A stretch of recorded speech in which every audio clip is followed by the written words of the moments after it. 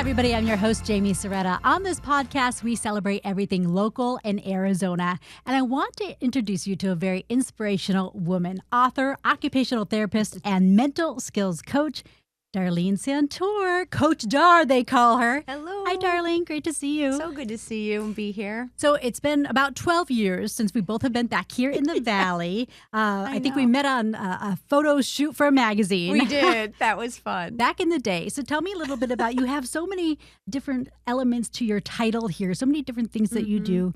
Where are you from and how did all this kind of all begin for you? So from Connecticut, my Italian family, they're like the Sopranos. They're all out there. The most amazing family. We did Sunday dinners growing up and played sports and from a little coastal town. And, you know, I just thought the American dream, I'd like ride out my whole life there. And then life comes at you and it changes things. But I went on to become an occupational therapist and worked in a hospital, a great hospital in Connecticut, and took care of traumatic brain injury patients. And so neuroscience, human behavior became my niche.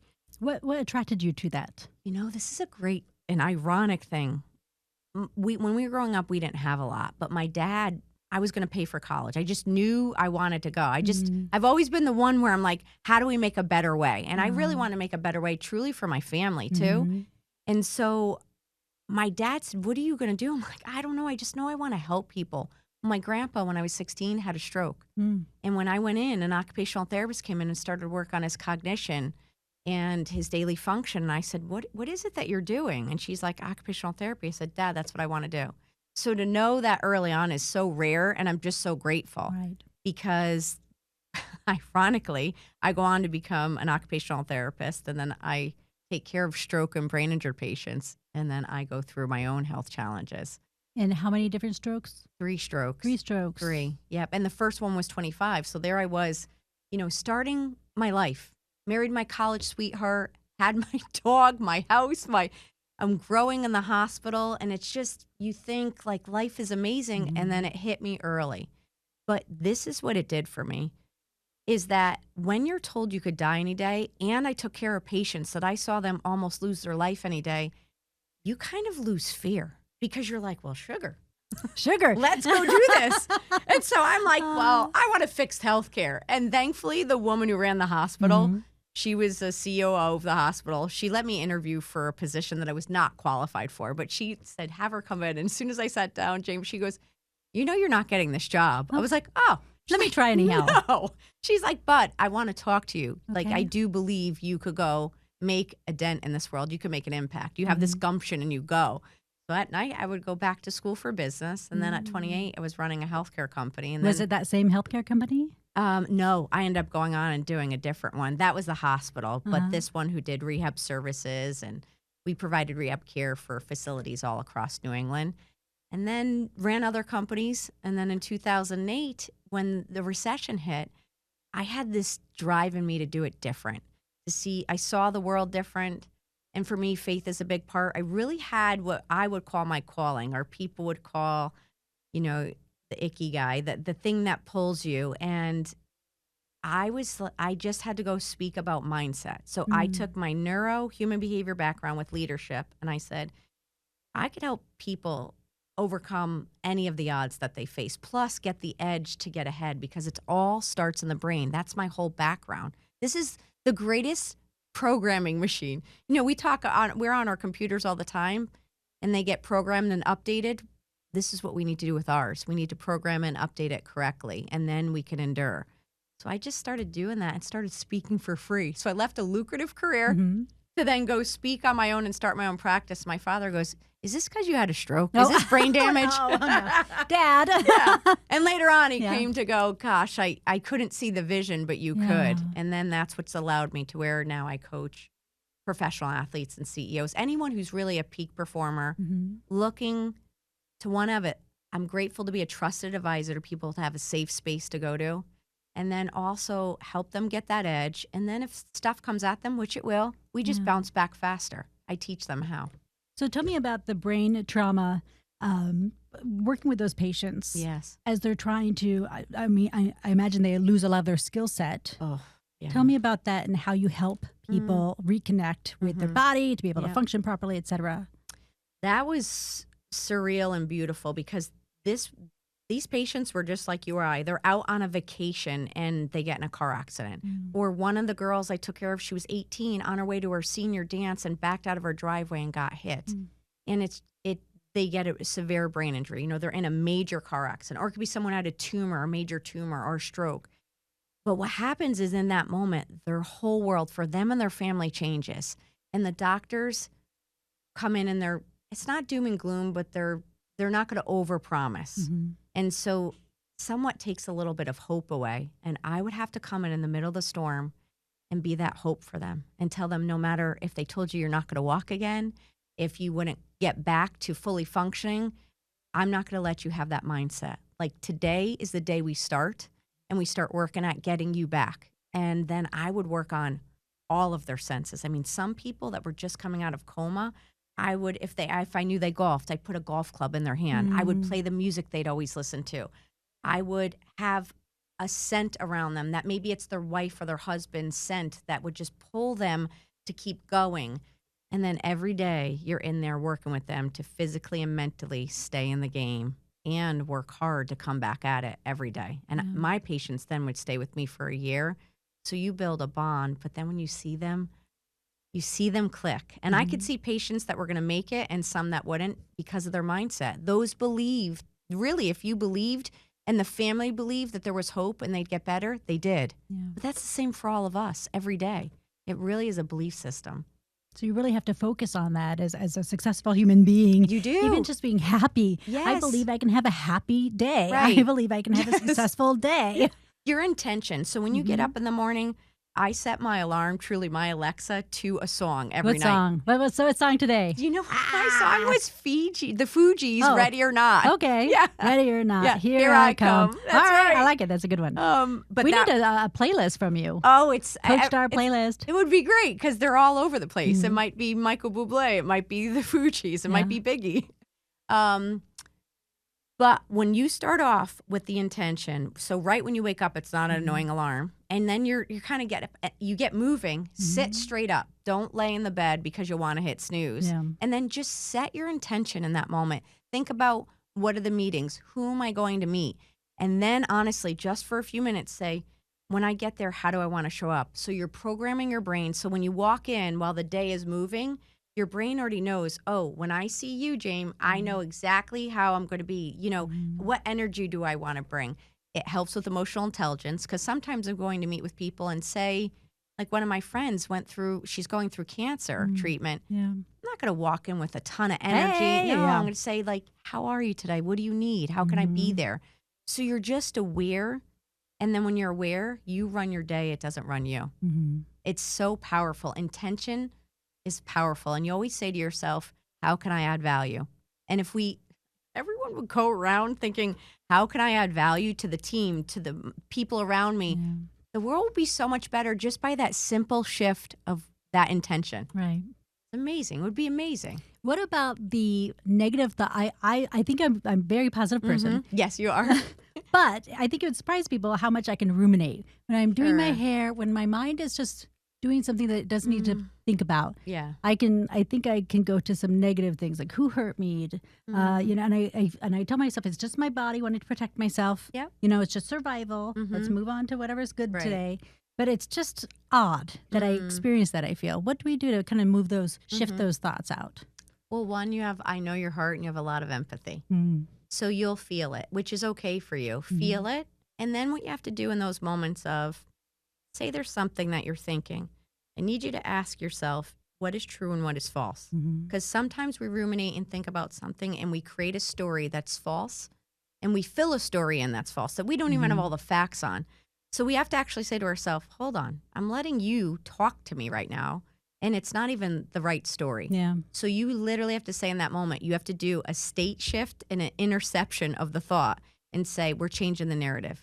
So someone did something and you're filling in the story. Maybe it was even someone you walked by and they didn't acknowledge you. And you're thinking, did I do something wrong? Did they not like me? Did I offend them? And they were just busy in their day. Yeah.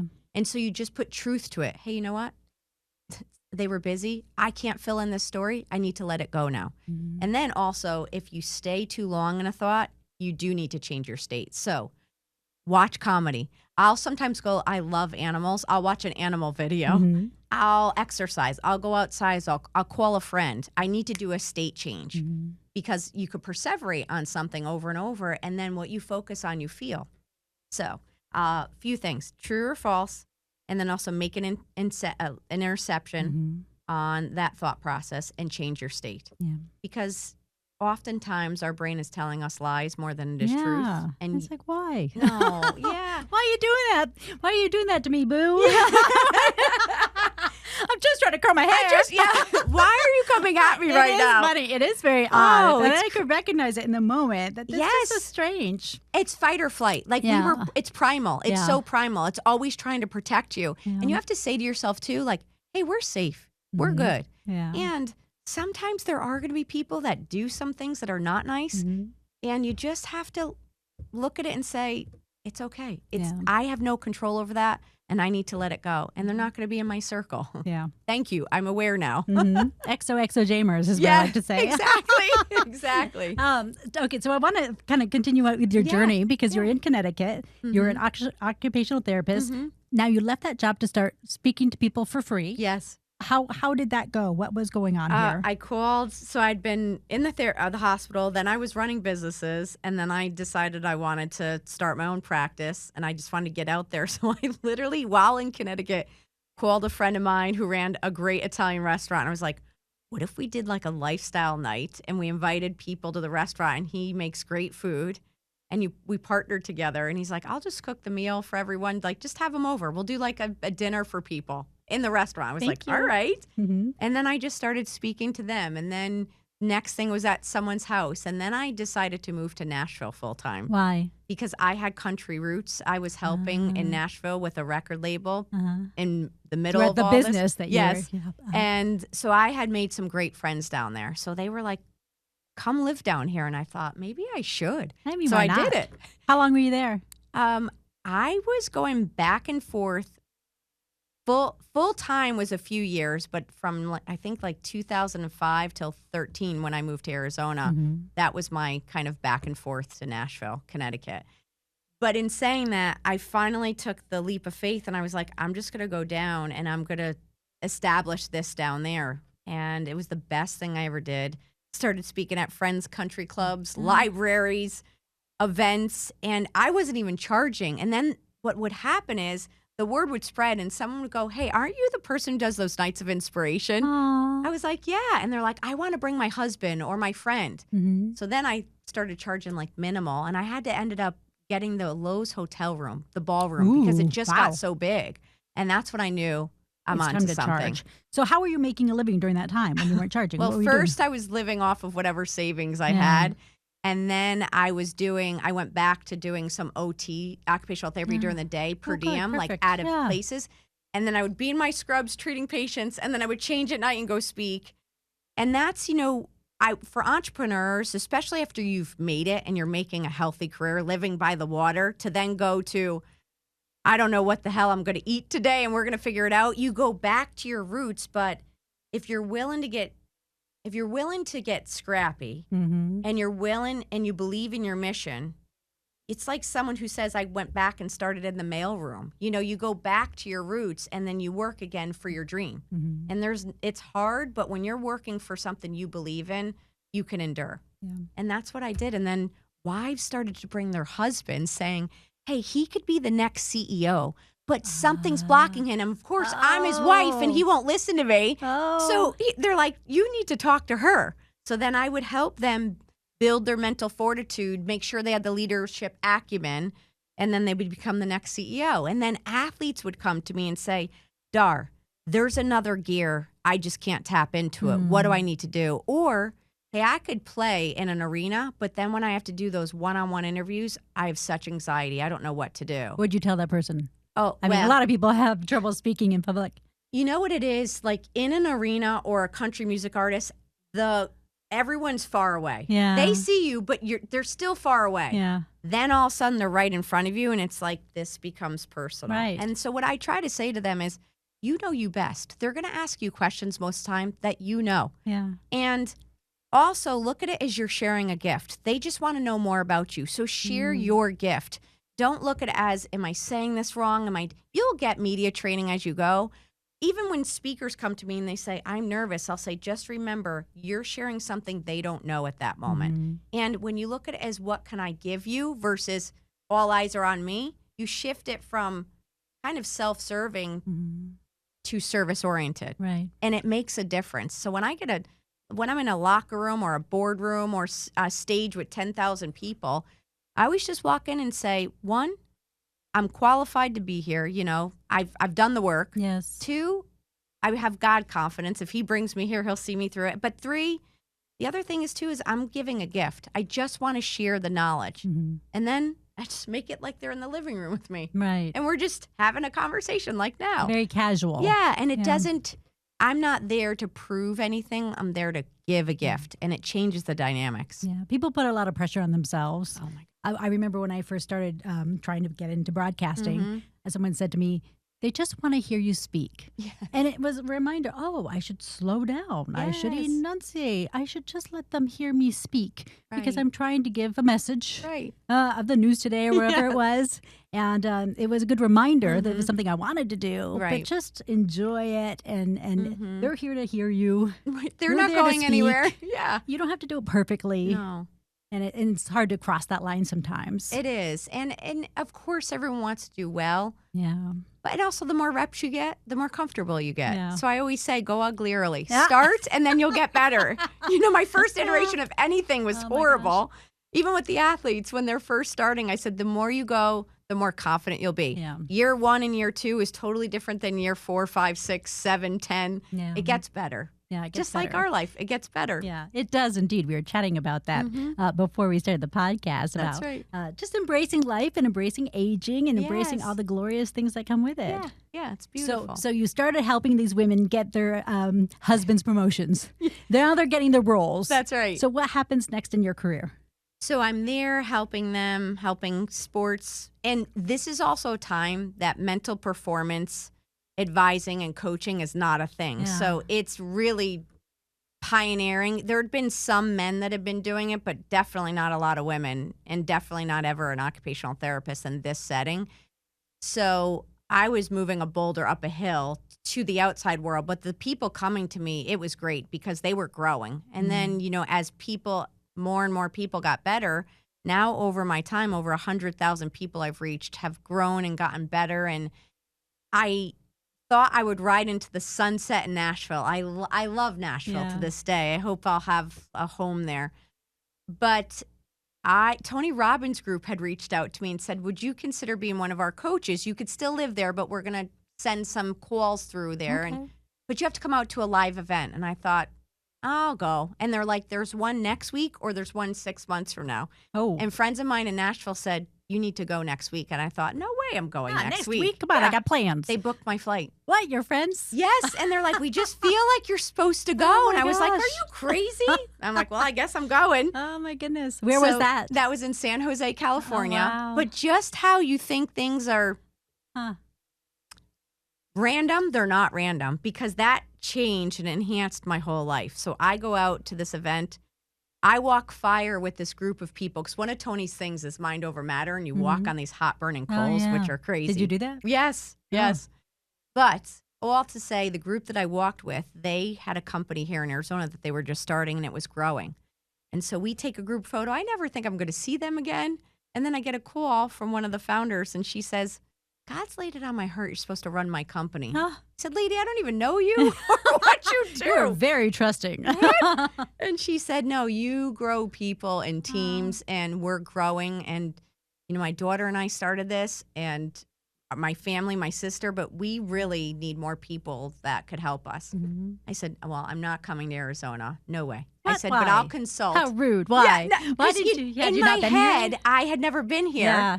Ironically, when I look back, I think my first rotation for my internship was supposed to be at Mayo, but something changed and it kept me in Connecticut. So my roommate reminded me, you actually were supposed to go to Scottsdale. Don't you love having those old friends? Yes. And I was like, remember stuff you don't. No. And I'm like, full circle. Yeah. And I didn't know. I just thought the desert, you know, hot, which I love it. So, but I consulted for 6 months, and then after 6 months, they said, give us 1 year. And I thought, I could give you 1 year and still do what I do. And that turned into 3.5 years. And then I stayed here, and then I started to work with other people and athletes, and then the Phoenix Suns, I was their mental skills coach. So how did that happen with the Phoenix Suns? I mean, you roll over it like that just kind of happened. Tell me, how does that happen that all of a sudden you're working with our most elite basketball players? Because I had been working with athletes. So it was a part of my practice, but I'd met the owner and we were talking about leadership development and we were talking about sports performance. And he knew the work I had done. And then when it came time, when he needed help, when I had the time to be able to help, he said, I have a player that I need you to help with. And I said, well, let me hear more. And that led to me finding out about the player. Then I worked one-on-one with this player, and then they grew. And then it was another player, and then it was the whole team. It just kept going. And then that started to open up more doors and more leagues. And now it's NBA, NHL, NFL. And I help individual players a lot. And still business CEOs, executives. But I think the thing is, again, these people are people, and they want to be the best, and they need someone who doesn't want anything from them. They need a trusted person, and someone is always asking something of them. You know, you think just like, oh, can you do this? Can you help with this charity? When your phone is constantly getting dings and everyone wants something, talk about nervous system. It never gets to idle because you want to be there, but you also need to have a life. And you're in a season where, guess what? When they're in season, they don't get to go to birthdays or weddings or have weekends. It's not normal. And it's 24/7. So I am so grateful and feel so honored to be a person that they could just kind of lean their head on my shoulder and just say, like, I got you. But also, let's go win that final or that cup, or, you know, let's go after the dream that you've been dreaming of since you were a kid. And you're on their team. Yes. So that's important. Definitely. And in their life, whatever they need. I want to talk about your book, The Art of Bouncing Back. Because as we talk about the athletes, you bring up something about getting comfortable with reviewing the tape. And we are talking about anything in life. You even have a nice email form I could send to my friends and family. How am I doing? So tell me about why it's so important to welcome feedback, to receive that in a way that you can use purposefully, and how that helps us level up. I put this in here because part of it is not just about knowing what to do and to bounce back, but I'm also trying to build mental fortitude. I want to build your muscles so strong that when things come, you're stronger, you can handle it. And part of it is getting good at adjusting in real time. And so when you look at the pros, they are coming back to the sidelines or the bench, and they're watching on an iPad right there what they have to adjust in real time. And their coaches are telling them. The players around them are telling them. Fans are yelling at them. Yes, and you don't have time to get defensive and be like, what do you mean I need to change this? In real time, you adjust and you go back out there and you make the shift, the play. And what does it do? It makes them better because iron sharpens iron. And every time you work at trying to review things to get better, you get better. And what I realized is, I go and work with the greats. And then when I'm working with people outside of sports, even in business, they wait sometimes a year to do a performance review. And I'm thinking, are you crazy? First of all, there's so much that happens in a month, let alone a year. It's too late to make the changes sometimes. Yes, you'll make them, but what if you changed them in real time? So I started having people do their own inventory, and they start asking people around them, what's it like working with me? How was it in that meeting? How did I come across? What was my tone? And this happened to me where when I was in the healthcare company, I remember 28 getting named president to run a large healthcare company. But I had people that would say to me, it's 7 p.m. I think I'm about to go home. And they'd say, hey, tomorrow you have that presentation for that company, correct? And I said, yeah. They said, great. We have a boardroom. Wait to hear you right now. Like there was no. Gulp. Just get in the room, 17 people around marble table and say, start sharing right now and we're going to critique you. And they'd have me in the room till 2 a.m. Because they said, and this came even earlier where my father would have me at practice when I was a kid. And if I wasn't practicing correctly, he'd have me 2 hours later and he said, Dar, poor habits create poor performance. I want you to learn well, because practice is great, but poor practice doesn't help you. Well, then look how that played out in leadership and in life. So I got so used to being ready to seize moments, course correct. And so I help the athletes obviously do this, and we watch film together, but I started to have people take inventory at work, but also take inventory with your friends, your spouse. Ask your spouse or your partner, what's it like living with me? Oh, my. And get ready. Yes. I know. Get ready. Brace yourself. But I will tell you, the former CEO of Pepsi, Craig Weatherup, he's now older and amazing, and him and his wife, they write down what their goals are each year, and every month they meet. And they go over individual and personal, and they have to share with each other, hey, this is what I think's been going well for us, and this is what's been hard. And you can't make facial expressions. Oh, well, that come on. would deter you. Put a bag over your head. You just have to sit there and learn to listen without getting defensive. Oh, wow. And then you could talk about it. But they've been married for, over 50 years. Wow. And they still go on a honeymoon each year. And he had to oversee hundreds of, over 300,000 people at Pepsi and live all over, and they made it work. So I promise you, when you're willing to watch game film and you're willing to make the reviews and hold yourself accountable and work together in a loving way. I'm not going to someone who I don't respect, who doesn't care. I'm not listening to someone on Twitter, Right. Or don't ask Twitter, Don't ask X. No. That's not the right forum. No. Just someone who you trust and respect and knows, they have your best benefit at heart there. I mean, I have people calling me that I work with saying, I'm going to share this with you, or you watch the game, or I'm going to tell you what happened at work. I need you to be honest. Was I okay in this, or do I need to shift something? But that's why they're the 1% of the 1%, because they're saying, Dar, help me so I could be better. Right. It's amazing. You speak a lot in your book about emotional intelligence, and I feel like my family made that important for me when I was going through my career as well, and I felt it was something that I leaned on. Yes. As far as just getting through the weeds. Yes. Sometimes. So tell me what emotional intelligence is and how we can continue to grow that muscle. So emotional intelligence is almost more important than intellectual intelligence. IQ, I say EQ versus IQ. So EQ is the emotional intelligence, and that's self-awareness. Truly about having awareness of what is going on, both of self and others. So when you walk in a room, can you read the room before you speak? Are you understanding what the needs of someone is before you say something? Do you know what you need, how you're coming off, your body language?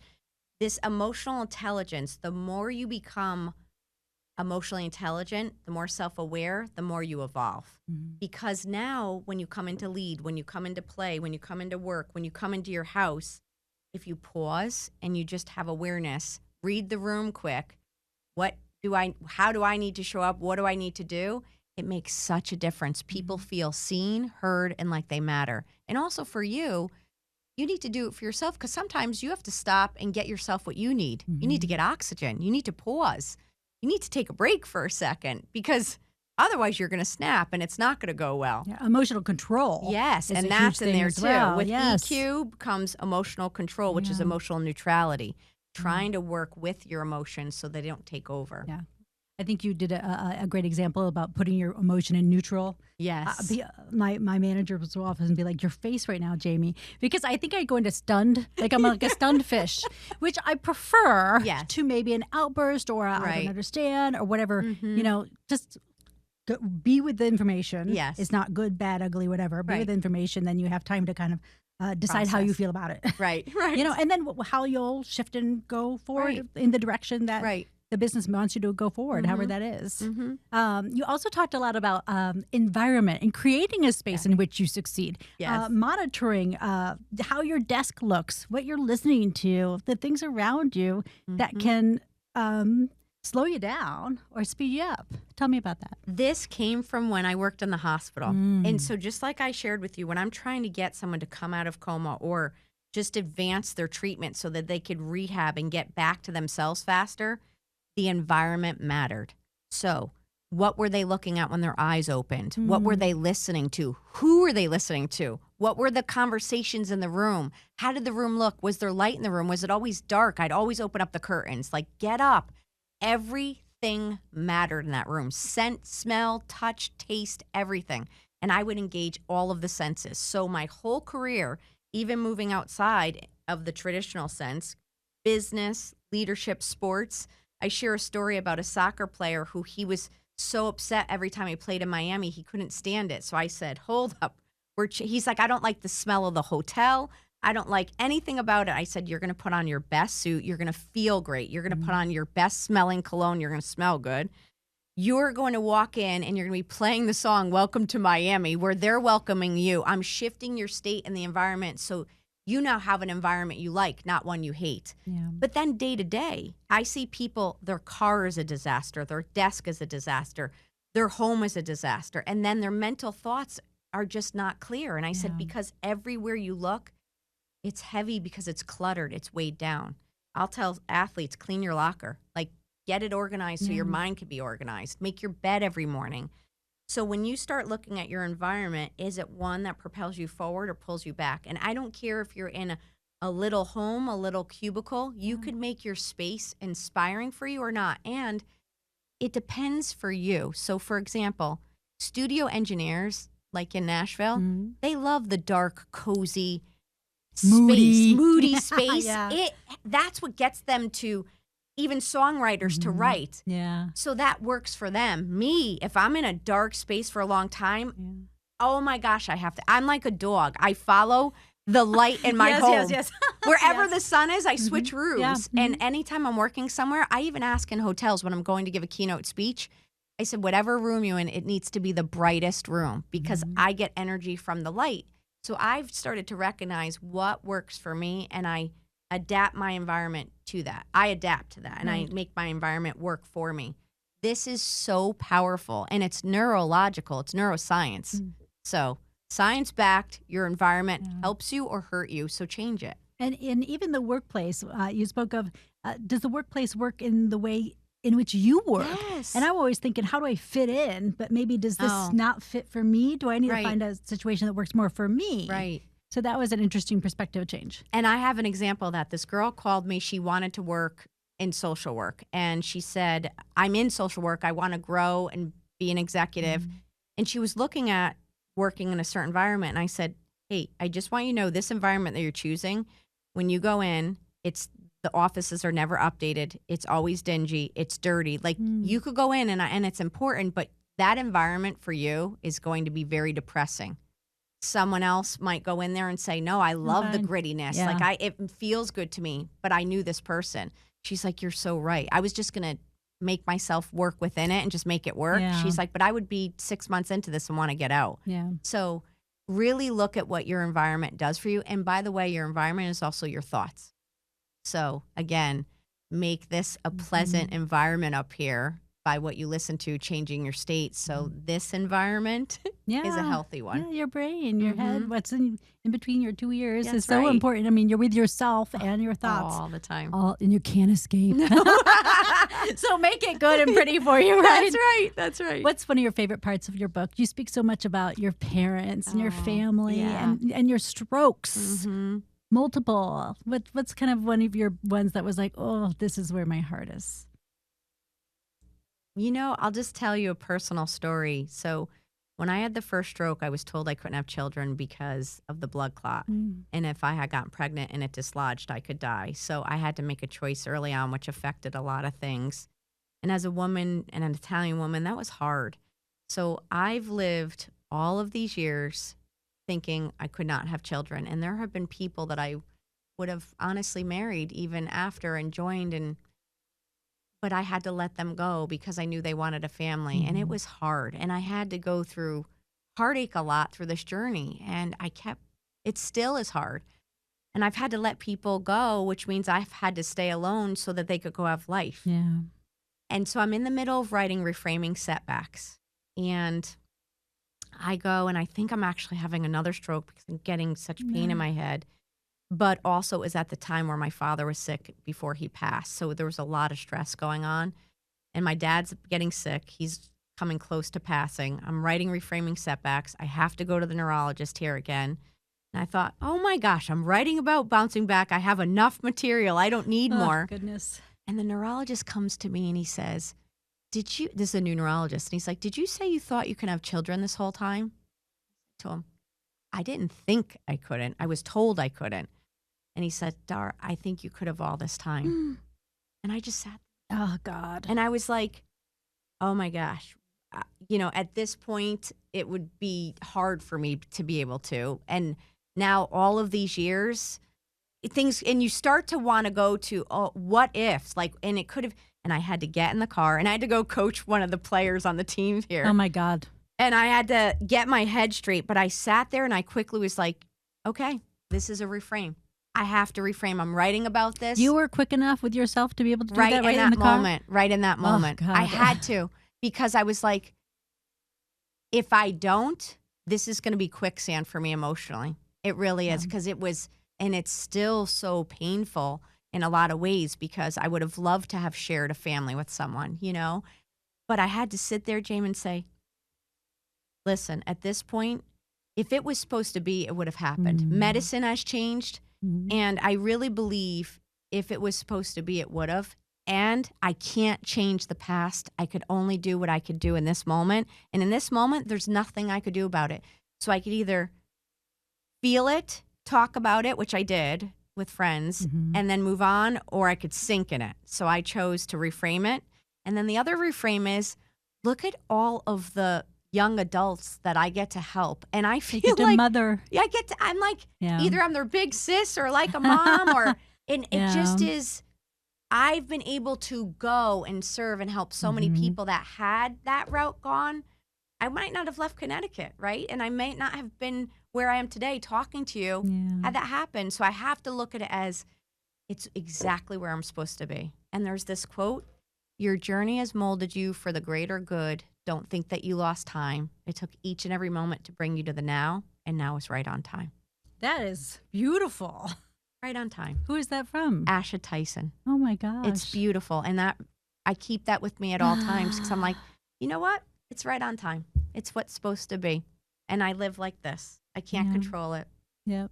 Hands out. Yeah. Let it come in and let it go out like the ocean. So when you're not making me cry, inspiring others to live their very best lives, giving the tools to do so, what are you doing for fun? What are you doing when you're not Coach Dar? You're just... Oh, I love being with my sports family and my friends. Yeah. And we get to, whether we're going to a concert, listening to music, sharing a meal together, go exploring new things. I love just sharing life with them. Obviously, I love being outside exercising, but anything experiential, getting on a plane and going to a different country, which I just started to do more of. I had never traveled out of the country until 3 years ago. Wow. So it's like, oh my gosh. And music, sports, sharing a meal around a table, being anywhere, just having good conversation, trying anything that just gets me to feel more life. Live more life. And then sometimes if I've been out, I just want to sit and with one person. There's sometimes I'll even reach out to some guys and like in my family, sports family or friends, and say, like, I'm a quality time person and I'm always in groups, but sometimes I just want quality time. Like, let's just sit and hang out and watch a show or watch a game together. And I just love that, sharing a meal. Yeah. Is there a place in Phoenix that you love? Is there a restaurant or a place? Well, I have probably been to Global Ambassador so many times, to all the restaurants. I love it there. Why? It's just beautiful. I feel like I'm in a different, it's global. It feels like I'm in a different country. Aesthetically, it's just so beautiful. And you're right there at Camelback. It's so bizarre because that was where my dermatologist was. I mean, I went there for skin checks year after year after year. Boom, it goes down. Boom, Sam Fox does what he does. And now we're like in, like you said, London, Chicago. We're in some big city in the middle of 44th Street in Camelback. Right, so right. It is there quite we are. stunning what he did. It's beautiful. Yeah, I love it. I love it. And I love Scottsdale. I love Arizona. Yeah. I do too. What's coming up for you? This is dropping on March 25th. So what's coming up? How can we listen to you? How can we get more Coach Dar in our life? So ways to connect with me is definitely go to CoachDar.com, because that has everything on there. You could sign up and for a momentum series and get a video from me. Like, I'm in your mailbox once a week giving you a pep talk, and people love that.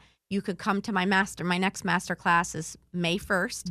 And I could only do a few of these a year. So May 1st, and then it's not going to probably happen till the end of the year, where I get to spend quality time one day just pouring into people here in Arizona. So people have flown in for that. And then I'm on social media at the Coach Dar, and that's probably where I'm the most interactive, where you'll just get these daily doses of Dar, whatever on my mind or that I could motivate you with, I put it on there. But the book is great as well, The And Art book. of Bouncing Back, because Amazon. you give us just action points. Yes, You make definitely. it very concrete what to do. It's like you're right here talking us through the process. So thank you for giving so much of your intelligence right here in a book that's user-friendly for us. I'm so grateful. Coach Dar, it's so great to see you. Thank So you for good coming. To see you. Thank you for having me. Thanks for listening to Jamie's Local Love, the podcast. I'm your host, Jaime Cerreta. Our technician is Tom Heidinger. Our editors are Lorraine Shearing and Gina Coy. Do you know a business worthy of some local love? Email me at jcerreta@azfamily.com. Follow us at facebook.com/Cerreta and Instagram @CerretaNews. Make sure to subscribe and give us a 5-star review, please. And tell your friends about the podcast and the businesses we feature to show your local love. You can find us on Apple, YouTube, Spotify, Amazon Music, and anywhere you get your podcasts. Jamie's Local Love, an Arizona's Family Originals podcast.